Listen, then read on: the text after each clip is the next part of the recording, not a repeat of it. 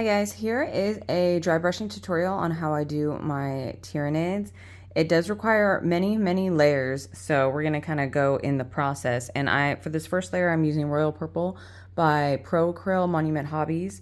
I will say this brand is a little bit thinner than I typically like to do for dry brushing. However, this color is too pretty not to use. Also on here, you see all this like green stuff, the bluish green stuff, that is Liquid Mask by Vallejo.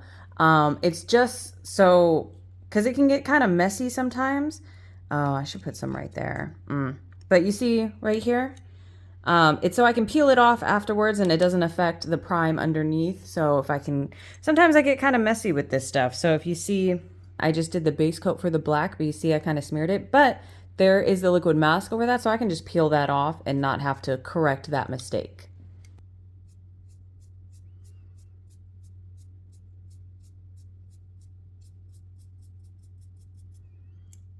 And you can't really see it yet, but I'm just gonna build up the layers. Okay, here is the first layer. It's pretty dark. I did add more of the like liquid latex stuff. So now we're gonna do another layer of the purple.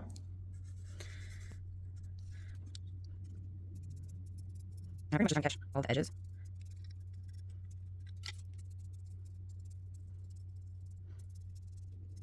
I'm probably gonna do one more of this dark purple before moving on to lighter colors. 3 layers of the purple. It is still pretty dark, so I might end up doing one more. But as you can see, dry brushing gets kind of messy, and that is why I put that liquid latex on there. Again, it is this.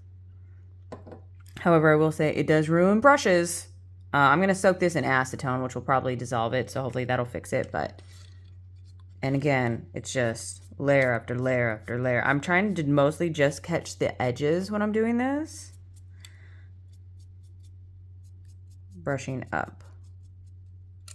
Next color, which I'm using Magenta Magcast. So this is the color shift, right? And I actually just put it over my current pile, so it does kind of mix in, so it'd make the color transition a little bit more smooth.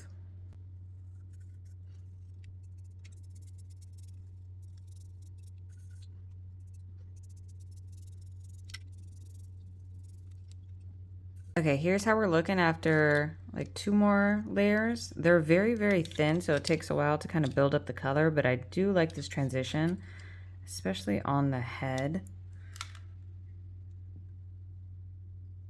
And again, I'm so glad I started using this liquid latex stuff, and it does come up pretty easily. So you can see right here, it's already kind of started to peel up a little bit. See, I need to reapply it right there. And it just peels right off. Okay, now we're gonna move on to Warlock Magenta. This is the new color shift. I typically only do 3 colors, sometimes 4, but today I'm feeling like doing a lot more blending. Okay, and now I want to show you how I get that kind of smooth blending right here. So this one is going to be a lot lighter in pressure.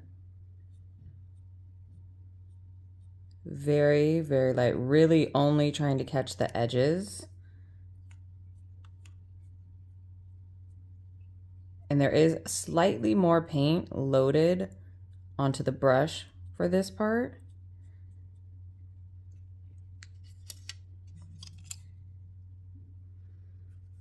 So I don't wipe off as much.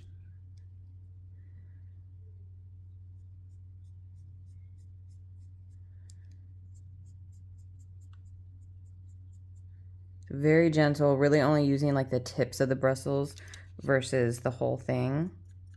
Now moving on to Enchanted Pink.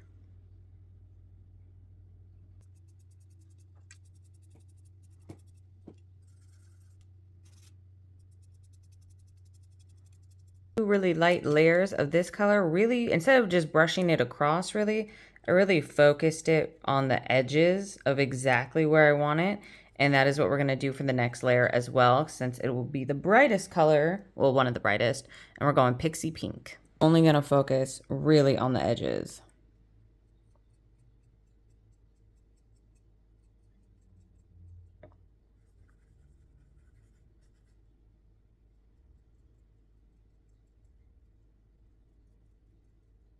Okay, and here we go. This is probably as light as I'm gonna leave it for right now. But I am liking how it is turning out. And next I'm gonna peel off all of this stuff and I should be good to go. Okay, you guys, and here is the finished Psychopage. I did end up going back in where I showed you guys where I dry brush, and I did darken up the tops of it, kind of like right in there, because I felt like it did get a little bit too light. But this is the completely finished project, including the base. I'm actually loving how it turned out, especially all like the neon green, like edge highlighting. I do love how that all turned out. Yeah, I think this turned out great.